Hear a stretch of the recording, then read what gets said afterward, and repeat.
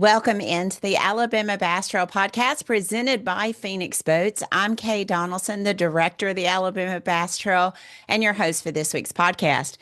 And I'm not going to lie, we literally flipped the calendar to August and it has been crazy. I mean, August is one of the busiest months in all of Alabama Bass Trail.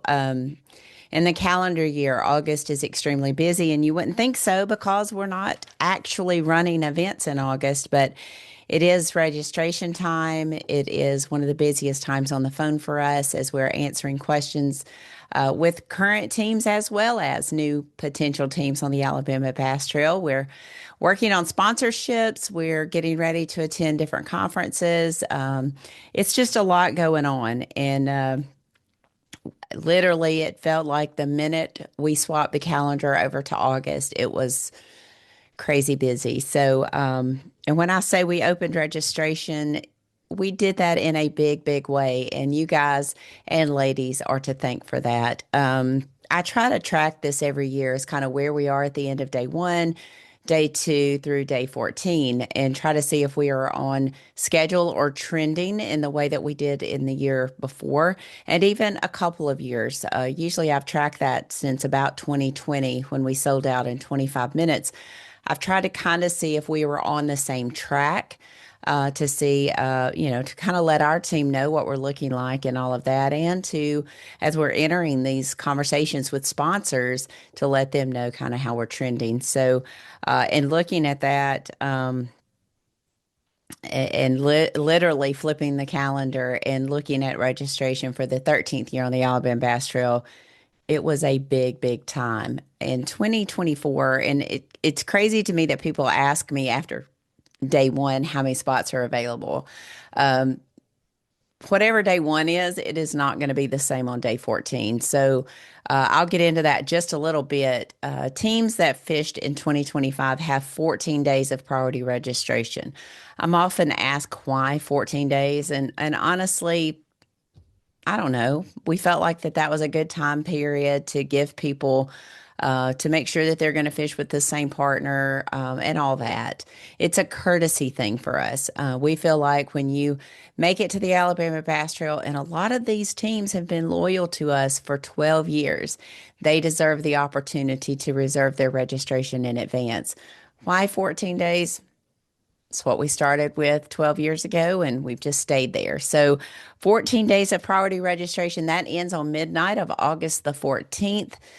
So right now in 2024, and people are going to be shocked at these numbers, but honestly, I'm not, because we've seen over the course of 13 years, guys don't typically register until that 12th, 13th, and 14th. But that's not the case for 2025. We had 75 teams registered on day one. In 2024, at the end of the day, on day one, we had 45 teams that registered. This year, we had 75 teams register on day one. We had 105 registered after day two, and we're currently sitting at around that 120, 125 mark as I'm on the podcast on Monday. So we are trending way ahead of where we were in 2024 with over one-fourth of the way sold out. So those numbers are great for us. And I'll say this because in talking to a number of tournament directors across the country, in Texas, in Carolina, in Oklahoma, some of them have seen a 30% drop in participation. As we look at the Opens and as we look at the Toyota Series, BFLs, and other series that are close to home for us, we're seeing that there is a downturn in participation. I think what we've identified and what some of our sponsors identified at ICAST is the largest growing segment of our sport continues to be the high school and college phase. So retaining those anglers into adult competition is where we seem to be struggling as an industry. So our numbers and keeping up with that is very important as we look at trends that are affecting the state of bass fishing or the industry of bass fishing. So the fact that we are trending ahead of schedule is encouraging as we talk to other team trails across the country. We've talked about what that might look like and what that might be relative to, whether it be forward facing sonar, whether it be the economy in general, the uncertainty of the economy in general. So there's been a lot of discussion in Texas in particular. There's a situation with the water in some of the lakes not having public boat access due to extreme droughts. A number of those communities are experiencing large influx of new homeowners there and people moving into those areas that are drawing from that water source. So there are a lot of reasons why there are downturns in numbers in particularly team trails. I can't speak to the Opens or the Toyota Series or the Invitationals. I don't deal with those, but I have conversations with other tournament directors in the team series across the country, and it seems like we're all facing maybe different circumstances when it comes to participation. So when I look at those numbers and see that we are 30 teams ahead of where we were last year, we had 45 teams signed up by 10 a.m. on day one. That's where we closed out last year's day one. Was at 45. So we are trending 30 teams or so ahead of schedule. And we will be making those announcements where we are on August the 14th. We'll let you know kind of where we are in the North and South. Right now, the South is trending just a tad bit higher than the North. But again, that does not surprise me. I've dealt with these teams for a lot of years, and it does change from time to time depending on where we start and where we finish and kind of where the championship is. So I think that's why you see the South maybe trending just a tad bit ahead right now because the championship does fall at Lake Eufaula. So it's an exciting time. I'm thrilled. I've expressed that amongst our team. We have several group texts going. They are very eager to know where we're sitting each day. John, Daniel, even our live team, Jason, Darian, Luke, Kenny, and all of our other Noah and Jared and all of them, very anxious to see where we sit after day three. So it's always exciting when your team is equally excited to hear those numbers as you are. So, but I want to give a huge shout out to the team that registered first. Our Angler of the Year teams, of course, were registered ahead of us opening because they are guaranteed their spot and we also pay for their spot. So, I want to give a huge shout out to Stephen Melborski. And I know I'm going to mispronounce this. I reached out to Stephen earlier today to see if he would give me the correct pronunciation of his partner's name because I know I'm going to mispronounce it, but I wasn't able to touch base with him. But Dania Zhang, all the way from Colliersville, Tennessee, and Fresno, California, were the first team registered after we opened priority registration. Again, Colliersville, Tennessee, and Fresno, California. This was their first year fishing the Alabama Bass Trail. They had to miss a couple of events due to just circumstances that came up. But they told me that they were committed to fishing the Alabama Bass Trail. They knew that this was a stepping stone to get to those higher paying and more professional events, and they were committed to fishing the Alabama Bass Trail. And they stood by their word. They were the first team to register when priority registration opened. And so, shout out to those guys again, Stephen Malborski and Dania Zhang. I know that I'm mispronouncing that, and if I am, I'm so sorry. Hopefully, you will call me and let me know the proper way to pronounce that so that I will have it ready when we start calling boat numbers later on. Well, next year at Lake Gunnersville. So thank you guys for signing up. Thank you to everyone who jumped on board. I saw a lot of names that I recognize. Our old faithfuls, Sugar Walker and Mike Hearn is on there as well. Just a lot of names that I recognize from past years, and their loyalty to the Alabama Bass Trail does not go unnoticed. I can promise you this. When I started the Alabama Bass Trail and announced this tournament series on September the 30th, 2013, I could never imagine or dream that we would be sitting here talking about how quickly we fill up. I remember when we first started the trail that we opened in 2014, registering for 2015, that we opened at midnight. And I remember opening those nights and then getting up the next morning and seeing that we were, however many boats we had at the time. Um, but I never dreamed people would actually sit up till midnight and register. I just felt like they would get up the next morning, register, and go on about their merry way. But I never dreamed we'd have people that sat up that late, and that's one of the reasons why we moved it to a 5:30 a.m. registration, is because I had people on the East Coast reminding me that they were setting up till 1 a.m. to register, and so we moved it to the 5:30 a.m. Central Standard Time so that those people would not be so inconvenienced in getting into the Alabama Bass Trail. So never thought that we would have that situation. I didn't think we would ever have people setting up waiting to register. And I certainly didn't see a 90-person waiting list in each division when I first started the Alabama Bass Trail. But we are certainly blessed that we have that situation now. Never thought we'd talk about selling out in 7 minutes, but we got to celebrate that last year. And I can assure you of one thing. Our team does not take that lightly. Yes, we celebrate it, as I think we should celebrate it. A lot of hard work, blood, sweat, and tears goes in to creating a trail like this and a family like this.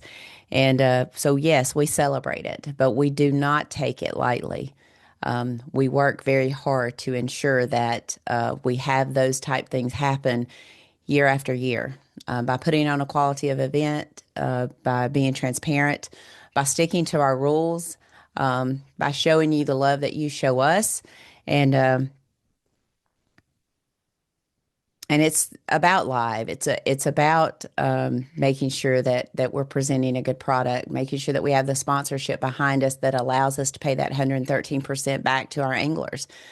So it is about you guys. Without the red and green lights on the water, we understand there would be no Alabama Bass Trail.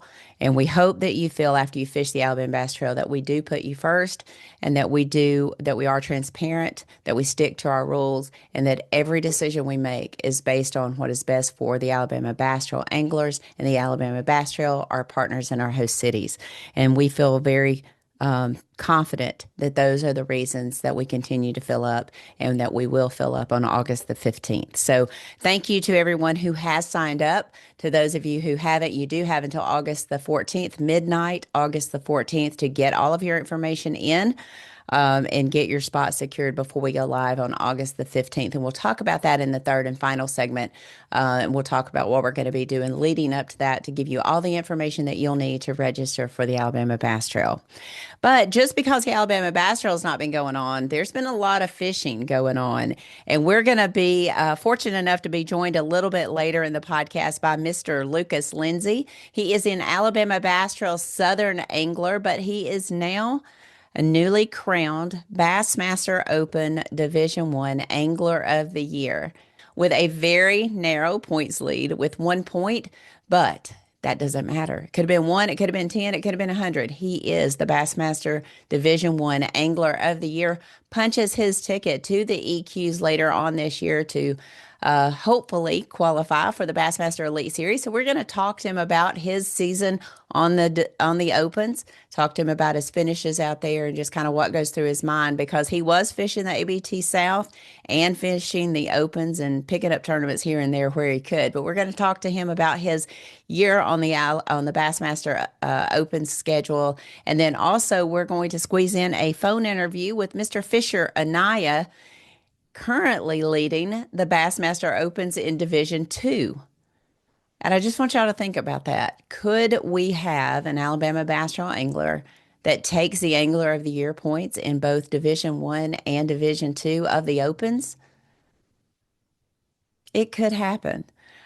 Fisher currently has a 6-point lead over the second place angler. And we'll talk about that when we get into the segment with Fisher. But we're going to take a short break. When we come back, we're going to have Mr. Lucas Lindsey on. We're going to talk about his 4 tournaments in the Opens and how he balanced all of it and how he stayed in it, fishing the South Division of the ABTs and fishing the Open Division I. So y'all stay tuned. We'll have Mr. Lucas Lindsey up next.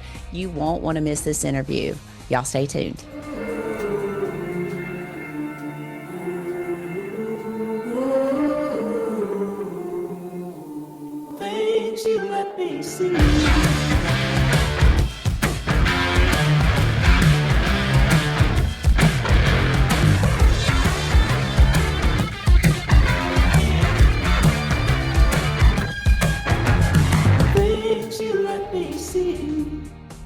Welcome back to the second segment of the Alabama Bass Trail podcast presented by Phoenix Boats and Phoenix Boat owner, ABT South Angler, and newly crowned Bassmaster Open Division I Angler of the Year, Lucas Lindsey. Welcome to the podcast. Thank you. Thank you. Good to see you. Well, I know that we talked a little off air, so I know you're not home. Tell us where you are right now. So I am on the banks of Vermont right now. I'm looking at some beautiful clear water and a little bit of vegetation. I'm on the banks of Vermont, power pole down in my Phoenix, and I'm sitting on Lake Champlain, which is my first time being here. So it's some new water, trying to put some time in for pre-practice for the EQs. So The EQs. A year ago, when you signed up for the Opens, when you saw the schedule, of course, they changed the format this year. You fish 4 events. Top 50 qualify to go to the EQs, which is 3 events that will qualify you to make the Bassmaster Elite Series. So, when you saw the schedule, how hard was it for you to decide Division One or Division Two? um, it's really a toss-up. Either way, you got to catch them against that group. It's very similar to the ABTs. I would say whatever division you sign up for, North or South or Division One or Division Two, you have got to catch them. You've got to put in the work. You got to stay out there, and you got to push the limits of your equipment and everything like that. So, uh, I really didn't pick this or that. I fished with another, or I traveled with another ABT South Division guy, Tyler Malone. So it was kind of just some talks between us and seeing what we thought better fit our schedule. We ended up deciding on Division One. So that was Clarks Hill, the Tom Bigby River, the Upper Chesapeake, and St. Lawrence River. Um, like I said, I've only ever been to one of those bodies of water. I only have ever been to St. Lawrence, and that was in June of 19. So we were all bed fishing on those fish, and this to go around, it was a little different. I caught them all really deep, and it was just fun to learn. It was a learning year, and it was a really good year. I mean, obviously, I won AOI, had a really really good year, and was very blessed to squeak it out by 1 point at the end of the year. Cool. I want to talk a little bit about leading up to your opens, deciding to jump in the opens. You fished at Auburn, I did. and then had a couple years on the Alabama Bass Trail. Jumped in the opens. You fished the opens before, though, correct? I have not. This is my Okay. first year. Okay. First I was thinking that you had.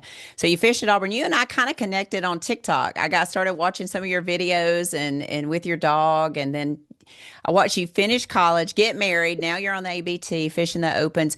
When you jumped in the opens this year, was the goal just the top 50 to make the EQs or?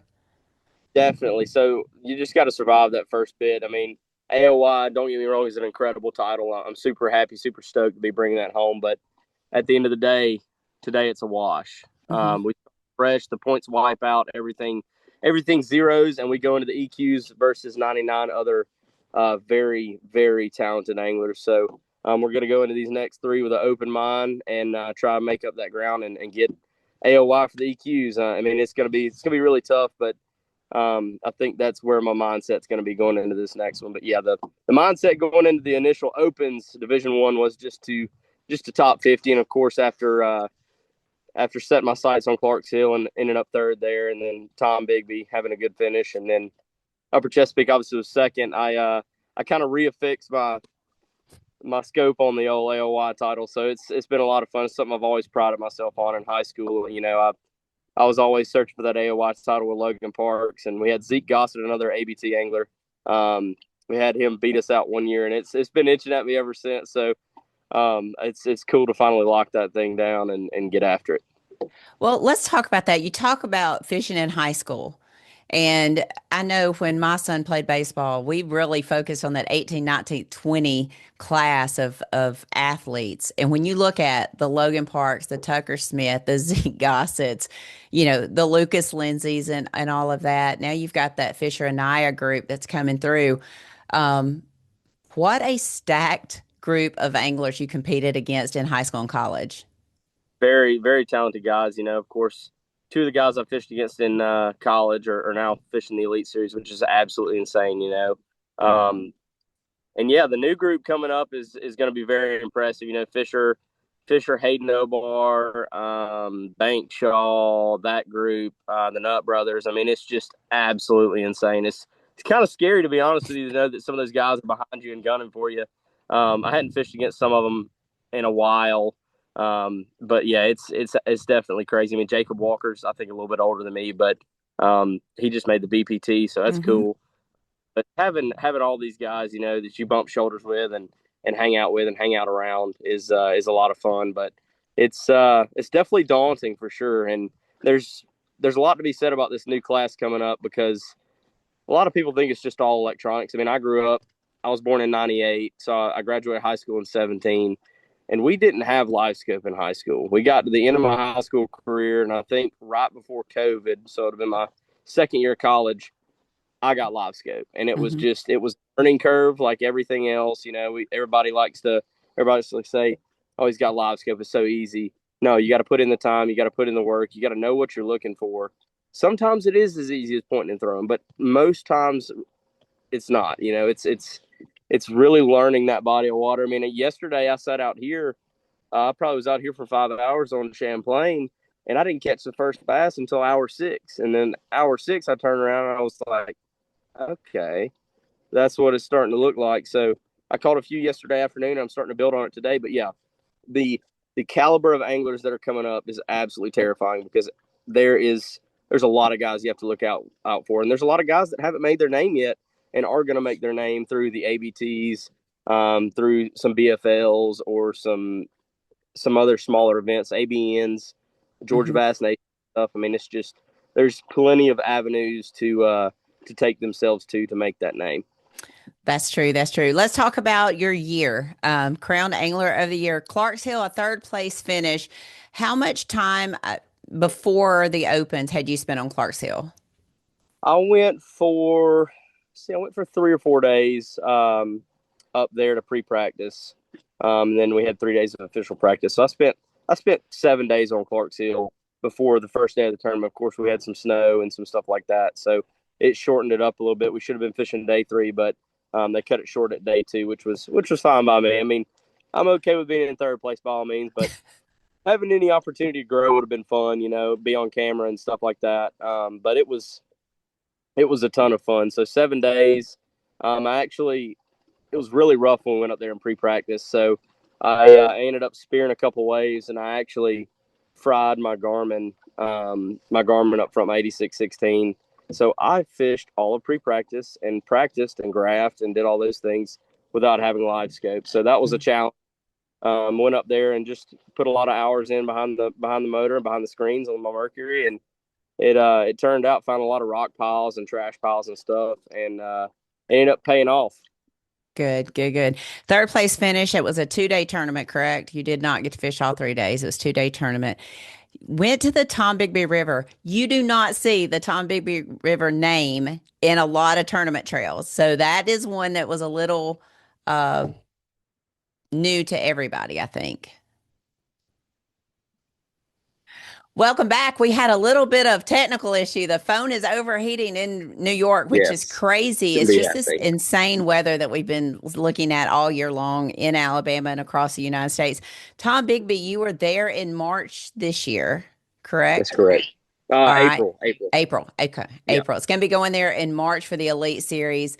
You had a 28th place finish, your lowest finish of the year on the Tom Bigby. Talk about that body of water just a little bit. So we had a lot of rain coming through the system, the Tennessee Tom Bigby. It was really tough. I've obviously never been there. Like I said, the only one I'd been to before was St. Lawrence River. Showing up, a lot of flooding, a lot of high water.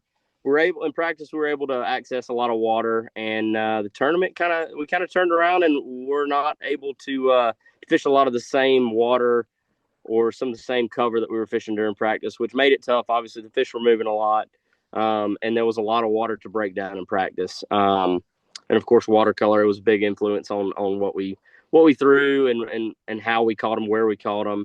Anytime you can find that little bit of clear water and stuff like that, it really made a big difference. But Tom Bigby was a lot of fun. It was a learning experience.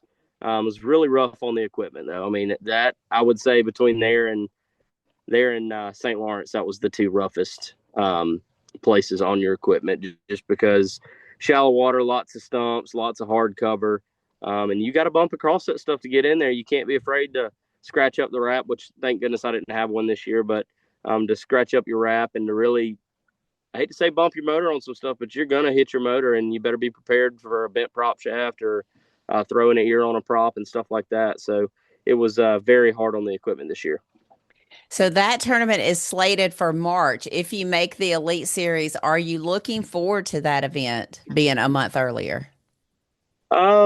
Yes and no.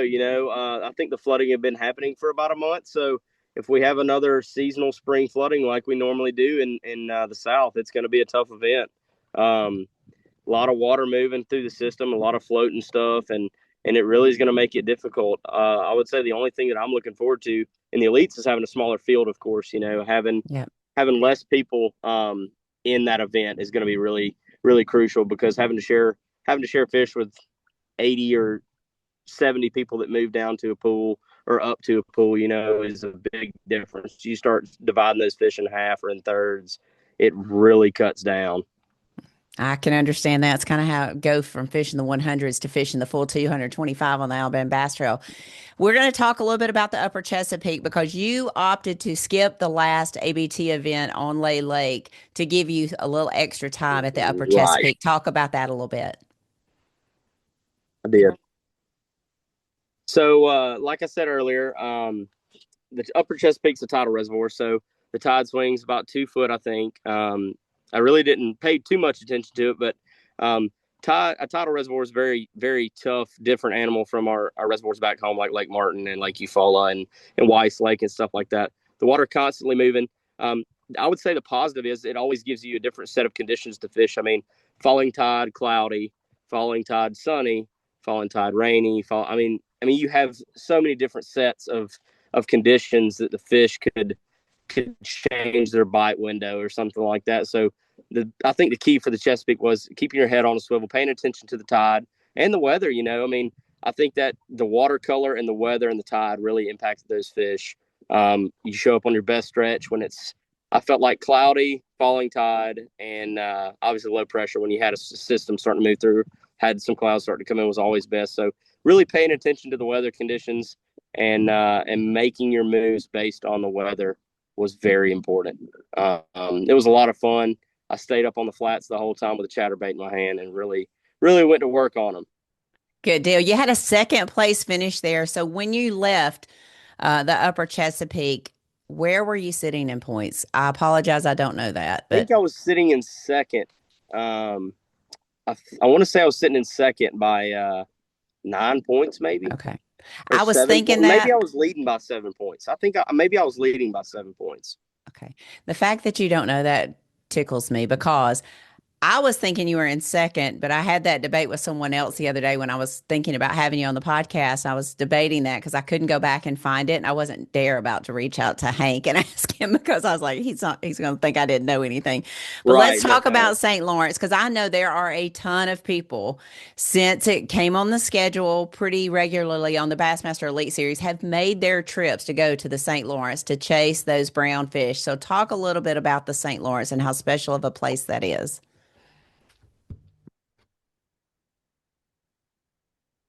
Right. I'm trying to get you in the shade, so I'm not Okay. falling that bad. Or is that No, okay? no, you're good. Perfect. No, St. Lawrence was awesome. Like I said, last time I've been there was June of 19 in college, and we bed fished for them. It was so much fun. We looked at everyone we caught. I actually caught the biggest fish of the tournament. I caught it twice. I ended up foul hooking it the first time, letting it go. She swam back to the bed, and I caught her another 15 minutes later. She was a 6'7", giant smallmouth. It's my biggest to date. But yeah, the event was a lot of fun. I knew going into it they would already be off bed. They had the invitational up there. We watched it very diligently, I would say. I watched Jacob Walker smash them, watched Hayden Obar smash them, watched all these guys really catch them. And going into the event, we knew it was going to be obviously a deep bite. You can still catch smallmouth shallow, but we kept an eye on the wind. The wind every day was blowing. I mean, that place got rough. And I found some shallow fish in practice, but obviously knew those wouldn't play. Caught a handful of 6 pounders, 580, something like that. Big fish that would obviously, if the weather was right, would play.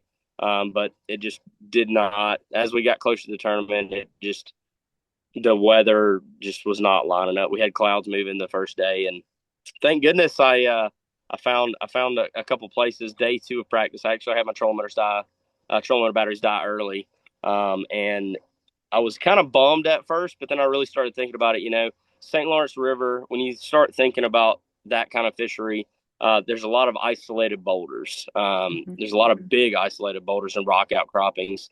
And I just like I did at Clark's Hill, I got behind my graph and in front of the Mercury and put a lot of hours on the boat and really idled and looked at those isolated rocks and stuff like that, and rock outcroppings in that 30 to 40 foot range. And I found some of my more productive areas. I shared some spots with Tyler Malone. Like I said earlier, I traveled with him this year for the Opens. Um, he found a place on the Canadian side, further out towards the boundary, and we caught a few out there. I caught a few out there the first day, and then day two, I really leaned on the stuff that I had found the day two of practice. And I guess I should have done it day one too because I had 21:10 day one. And I think that landed me in 31st place. It's crazy, almost 22 pounds and 31st place. It's just something that you don't really see very often. So I knew I had to go back and swing on them day two. And I stopped on a place that I found also on the Canadian side, and the first four that I put my hand, the first three that I put my hands on were all in the 5 pound range: 504, 506, and a 510, and that was a special start to the morning. And of course, you have an hour and 20 minute run from Waddington, so putting the boat in the wind for that long and finally getting to make that first cast and touching 3 5 pounders in a row is very special. So caught 3 5 pounders really quick, probably within the first 30 or 45 minutes. Caught one really small one, like a 210. When I'm saying 210, I'm talking about a 2.10. So Mhm. like a low 2 pounder, like you absolutely cannot bring that fish in to weigh in. And I caught a few more, and I weighed the first five. I was like, I'm not gonna weigh them as I get them in. I'm just gonna go fizz them, stick them in the box, and I'll weigh them whenever I get five. And I ended up getting five, and I think I had almost 22 pounds with five and a 210. So I had four really big ones. And then I made two last minute calls around that 11ish o'clock mark. I actually ended up having to limp back. I had been having some issues with some transom bolts snapping on me, and I had one pop on me halfway down, and I made that run, and you're at that point you're committed. So I poked down there and got around and caught a few more bass, and I poked back. I went back really slow. I made a repair on the U.S. side to my jack plate bolts. Thank goodness I had them. The Mercury service trailer really had me taken care of. I had some new transom bolts in the boat, thank goodness, and the wrenches to put it on. Thank thank God.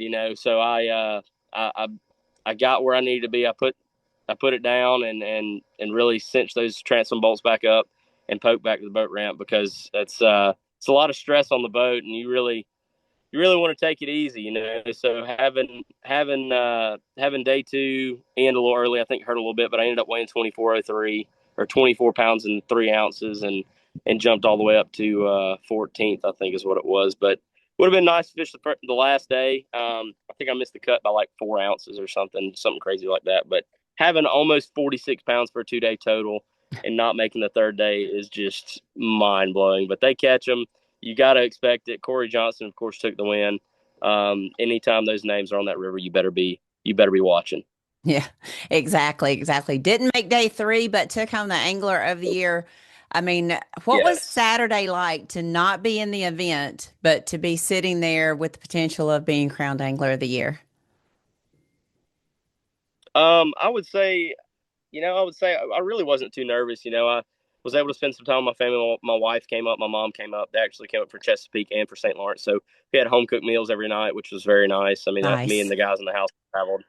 So having home cooked meals and stuff. But that Saturday, I was a little bummed, yes, but I was thankful to not be making that 170, 180 mile round trip run that third day.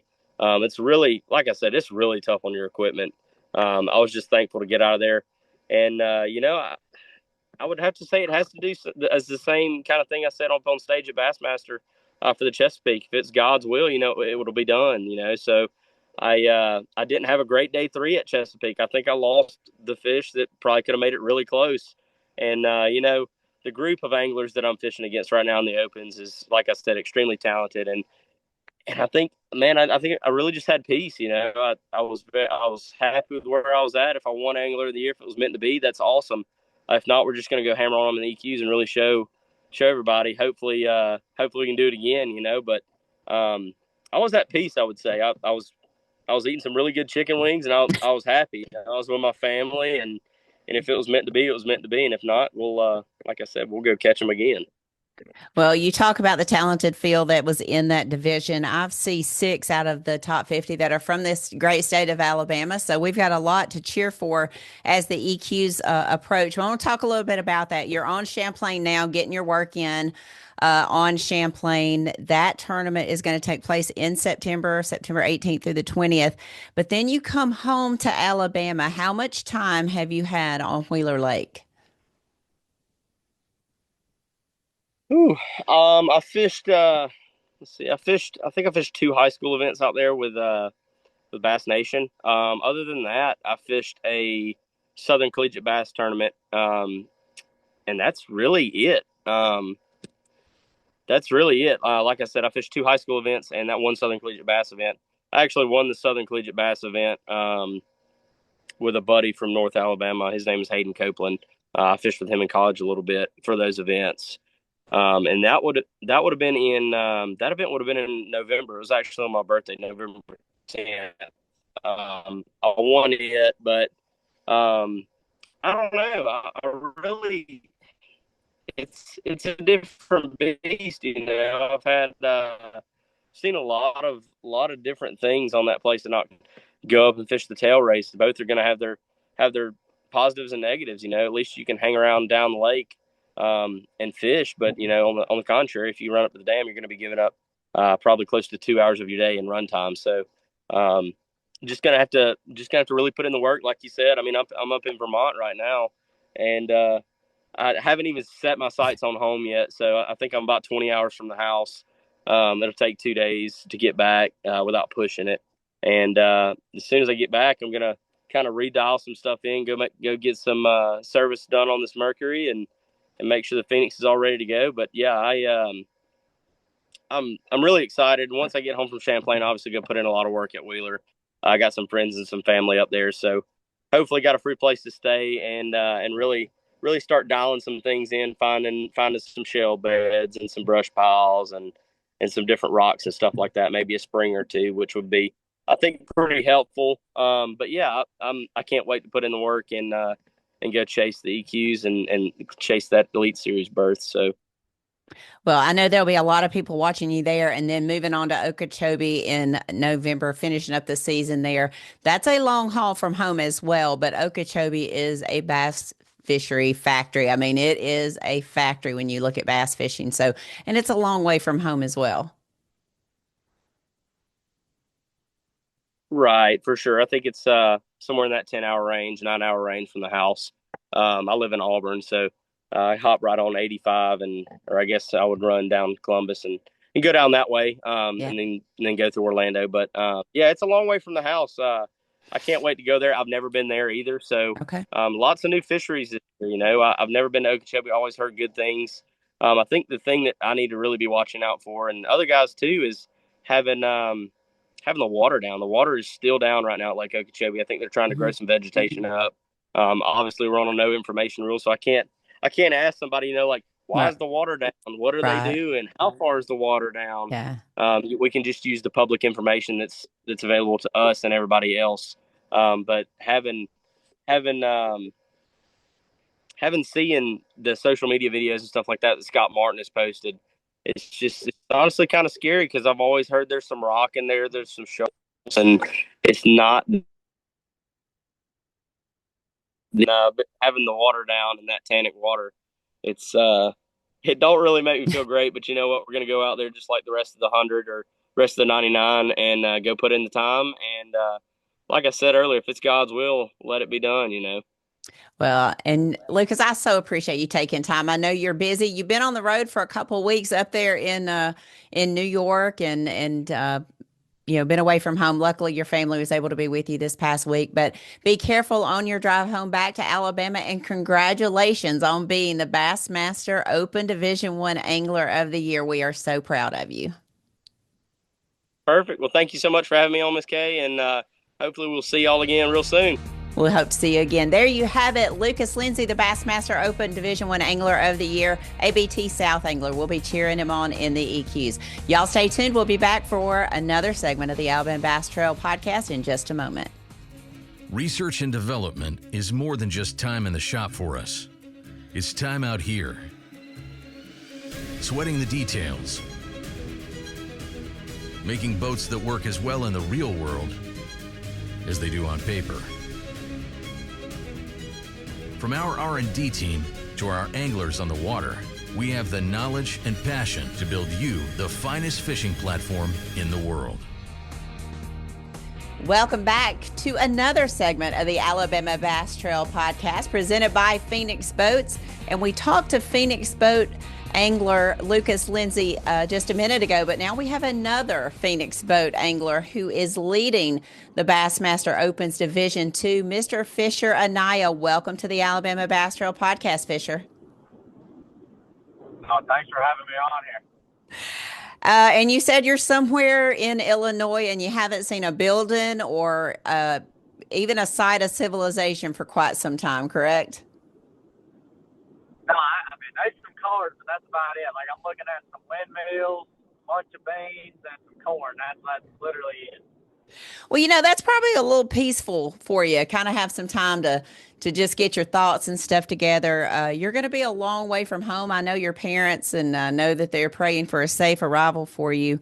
But I want to talk to you a little bit about fishing the Opens. I know you fished the Toyota Series. I know you fished, a lot of ABT events this year. You've had a pretty packed schedule in 2025.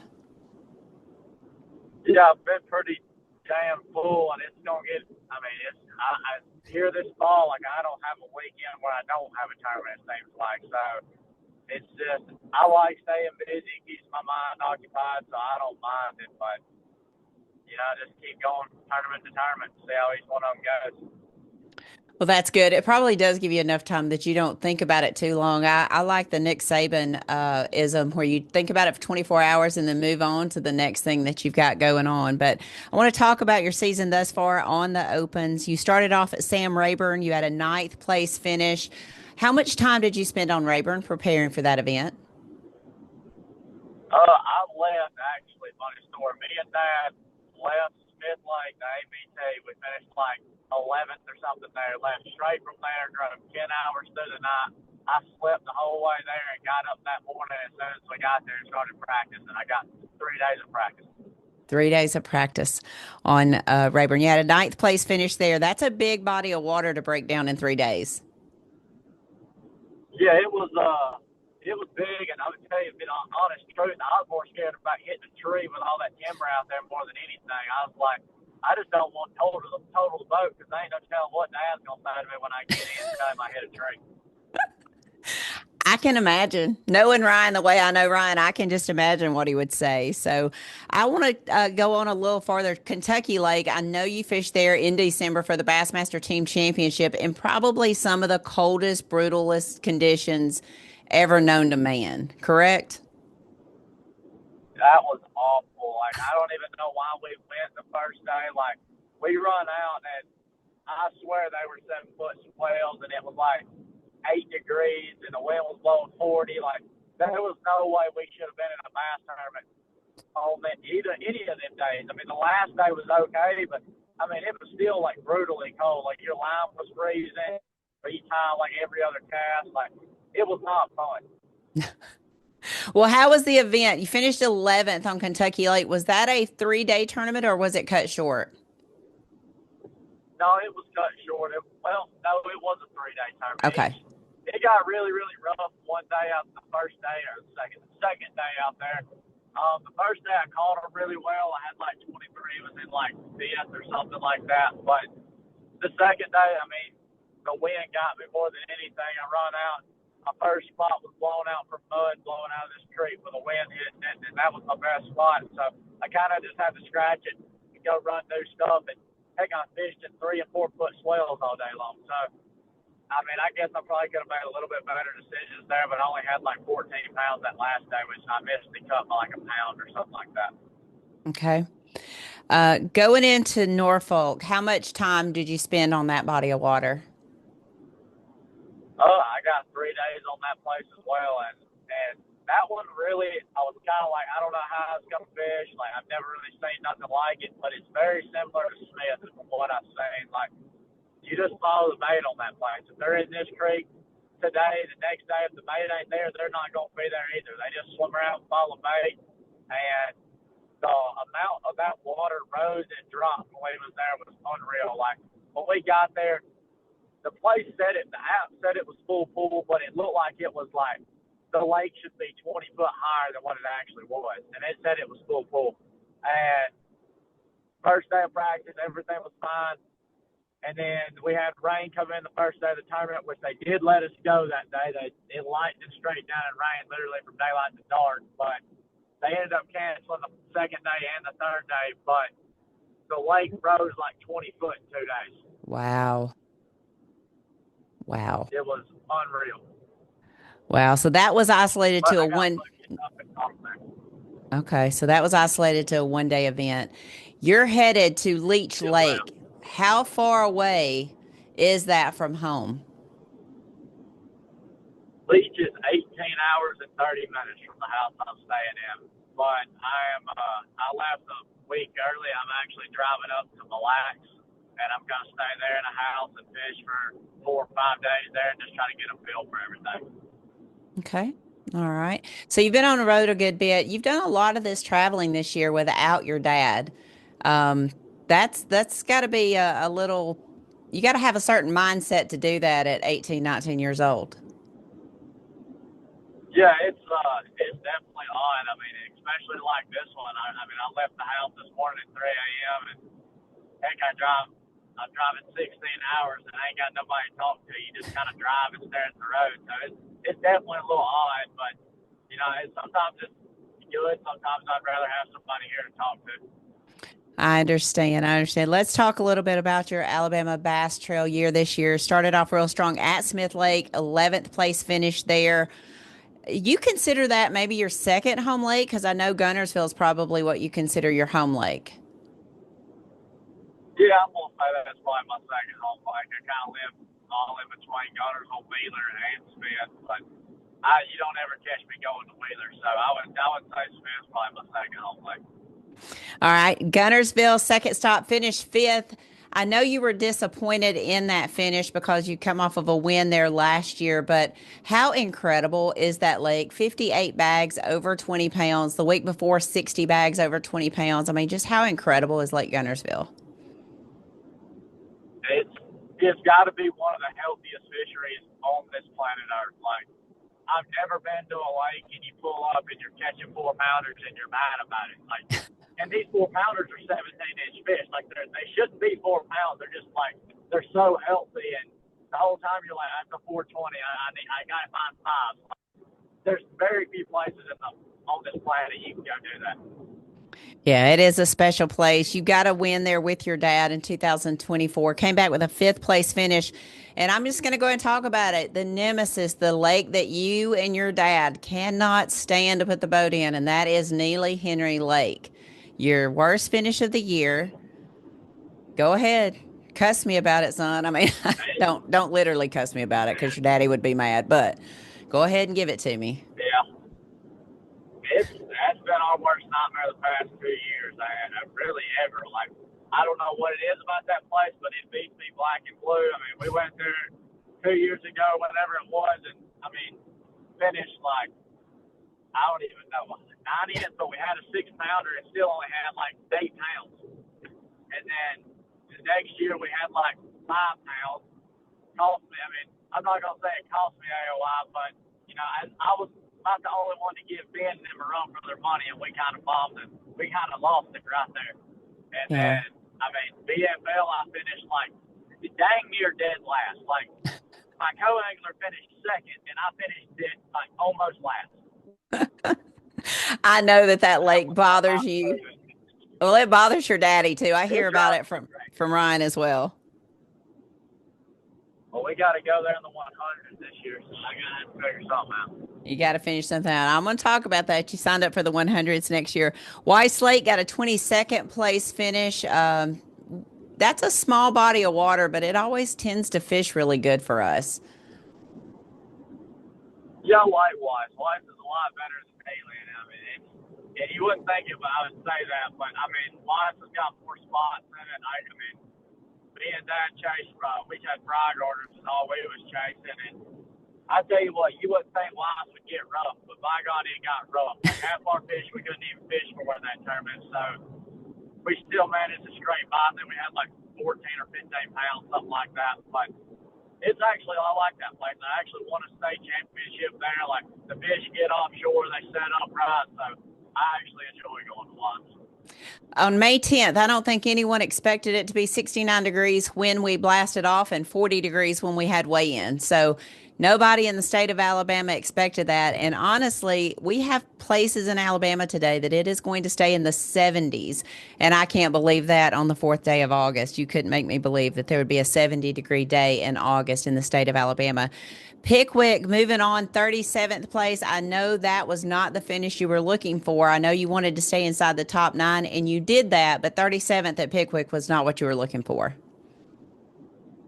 Yeah, I don't know what it is with that place. It got me in the Toyota as well this year. It's something about that place. Like I have an extremely good practice every time I'm there, and it's like my big ones leave. Every time I'm there, I catch a bunch. Like, I mean, I bet we caught 50 or 63 pounders in that ABT, but we never caught one over 5. And in practice, it was nothing to go catch anywhere from 28 to 32. I don't know what it is about that place, but they move more than other Tennessee rivers. It seems to be that way. They do. They do. That being a June event, I know you came off of a Toyota series, I think, last year and came straight over there and had a phenomenal finish, fished really well over there. Um, I know I don't have to ask you this. I know Guntersville is your favorite lake in the state of Alabama. What would you say would be your second favorite lake in the state of Alabama? Do one out of Alabama, and it's got a note to my heart with the Kentucky Lake. I love that place. Like I've been there 4 or 5 times, and it's like me and that lake go hand in hand. But the lake in Alabama, I mean, I don't know. It's a tough one. I'd have to say. I mean, it would probably either be Pickwick or Wheeler. Okay. Well, you're going to get a chance to be on Wheeler a couple times this fall. Let's talk about you're currently leading. You have a 6-point lead over the second place angler, Yui Okai. So going into the last event in the Open. So you need to finish in the top 50 to make the EQs. Looks like you're pretty much locked in for the top 50. I know your goal is to make that Angler of the Year. So let's talk about the EQs. Your EQs, you start at Lake Champlain. So how much have you spent any time at Champlain? I haven't. I be honest with you, I'm kind of scared to go up there just because, like, I mean, these new rules they're coming out with, they don't come out with another one that's like, I got to go off Elite Series rules. So now there's an Elite Series event on Champlain next year, so I can't talk about the lakes. I'm honestly nervous to even go up there and fish because I'm scared somebody's going to say something. Okay. So it's like, I haven't spent no time on it yet, but I mean, surely I can figure it out in a couple days.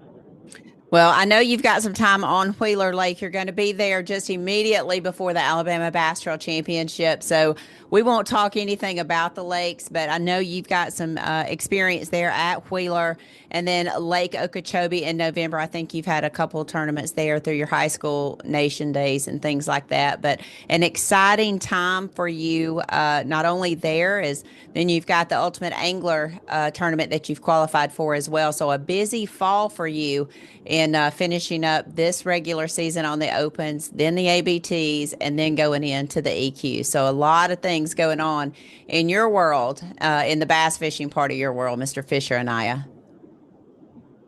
Oh, there's a ton of it. It's like never ending. Every time I turn around, it's like you got to be over here, you got to go do this, you need to practice for this. So we're just gonna stay busy and hopefully I can do good and finish out the year strong. You know, you've been fishing for a long time. Your dad, I don't know if you've ever heard Gerald Swindle say this, but he said it to me a couple of times. He said, hand in hand, standing side by side. Ryan Anaya is one of the most talented anglers he's ever had the opportunity to share the boat with. And I know Ryan puts a lot of time and did when you were fishing in high school and stuff. How special is it to be able to share this experience with your dad? Oh yeah, I love every bit of it. If I do make the elites, it sucks, but we're not gonna fish the ABTs no more just because of that rule. But luckily, we do have the 100, so we'll still get to fish a couple throughout the year together. But I enjoy fishing tournaments with him because that time's not always gonna be here. It's eventually gonna run out. Yep, that's true. That's true. Well, he is an awesome angler. Like I said, Gerald said it a couple of times to me that hand in hand, stand by him. He's one of the best anglers to just not get the opportunity to go fish the elites, but he certainly could do it if he chose to. So I know he spent a lot of time. Kelly and your dad have followed you around this country watching you fish, and I know they're anxious for you to enter this last event. So I want to wish you all the best. It would be super cool to have two ABT guys take those AOI belts or AOI titles, and we'll be watching very closely up on Leech Lake for you. Okay. Well, I appreciate it. Maybe I can get the AOI. We'll see. I'll keep you updated on practice and everything like that. Well, thank you so much. And there you have it, a Rapala pro out here on the Opens, a Bassmaster Opens leader in Division II, an ABT North Angler. Mr. Fisher Anaya. Fisher, safe travels to you, buddy. Thank you, ma'am. All right, there you have it, Mr. Fisher Anaya. We're going to come back in segment 3. We're going to talk about some of the Alabama anglers that are fishing in the EQs that have already qualified, as well as wrap this thing up and get you back out on the water. Y'all stay tuned for segment 3. You're watching and listening to the Alabama Bass Trail Podcast presented by Phoenix Boats.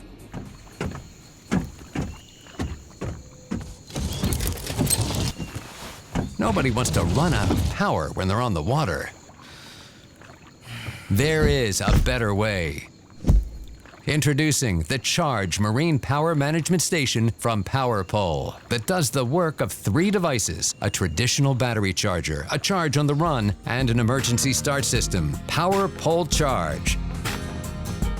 There you have it. 2 great anglers on the Alabama Bass Trail, as well as the Bassmaster Opens. Mr. Lucas Lindsey already securing his Angler of the Year title, and Fisher Anaya literally on the road to his. So hopefully he will be able to finish the job up there. I know he wants to qualify for the EQs for a chance to get on the Bassmaster Elite Series stage. So let's talk about some of the other Alabama anglers that have qualified for the EQs. Of course, Lucas Lindsey out of Auburn, Alabama.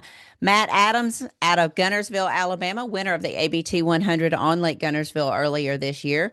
Connor Jacob from Gunnersville, Alabama. Russ Lane out of Prattville, Alabama. Former ABT angler Mr. Trey Swindle out of Cleveland, Alabama, 23rd place in the AOI points. Ryan Salzman from Huntsville. Laker Howell from Gunnersville. And that's all the ones that I see on here from the state of Alabama. So that was in Division 1. Division 2 will wrap up on Leech Lake, I believe, next week, that they'll finish up. So really cool to have both of those guys on the podcast. We're going to go ahead and wrap this thing up and get you back out on the water. Want to remind everybody that priority registration is open through August the 14th at midnight for all current ABT teams. You should have your team ID and PIN numbers. If you'd like to go on in there and register, you will have until midnight to do that. New team registration opens bright and early on August the 15th, 5:30 a.m. Central Standard Time. You'll go to Alabama Bass Trail 100, click on register. You will click 2026 ABT registration, choose North and South, and then finish up your registration. Luke Duncan and myself will be doing a live on the Alabama Bass Trail Facebook page on Friday, August the 8th. We'll talk about the season. We'll go through the schedule just briefly, and then I will go through all of the screens, all of the registration software that you'll need to know as you begin preparing to register on the 15th. So tune in to our Facebook Live on August the 8th at 6 p.m. p.m. Central Standard Time, and we will let it live there on the Alabama Bass Trail social media pages for you to be able to refer back to. So make sure that you tune into that. Again, August is one of the busiest times on in the Alabama Bass Trail. So immediately after registration on the 15th, I'll be leaving on the 18th. I have 2 conferences, the Alabama County Commissioners Conference as well as the Alabama Governor's Conference on Tourism. That'll be taking place between the 18th and 26th of August. And then the Coosa Alabama River Improvement Association Conference in September. The ASA Sportfish Summit in October, as well as the ABT Championship, and then the ABT 100 in November. So a busy, busy time in the Alabama Bass Trail office, even though we're not having tournaments during this time. So I do want to thank you for tuning in to the Alabama Bass Trail podcast presented by Phoenix Boats. 2 Phoenix Boats owners out there running around on those opens. Thank you, Lucas Lindsey, for joining us, and Fisher Anaya for joining us here on the podcast today. I want to make sure that you put in the comments any topics that you would like for us to cover or any guests that you would like to have on. We will do our best to do that. Please like, subscribe, rate, and review the show on your favorite podcast app. And until next time, I want to remind you to hug your mom and them. Make sure that you take time to love your fur babies, slip them a little extra treat if you can. You are their world. Trust me, my little Riggs is, he is just the heartbeat of this household, I'll tell you that. Make sure that you love on your fur babies. Give them a little extra treat and take time to enjoy the small things. Because at the end of the day, most of it is small things. Again, thank you for tuning in. You guys get out and enjoy all that the great state of Alabama has to offer. And until then, God bless, good fishing, and peace out. Thanks for listening to the Alabama Bass Trail Podcast. To learn more about the Alabama Bass Trail, make sure and visit alabamabasstrail.org.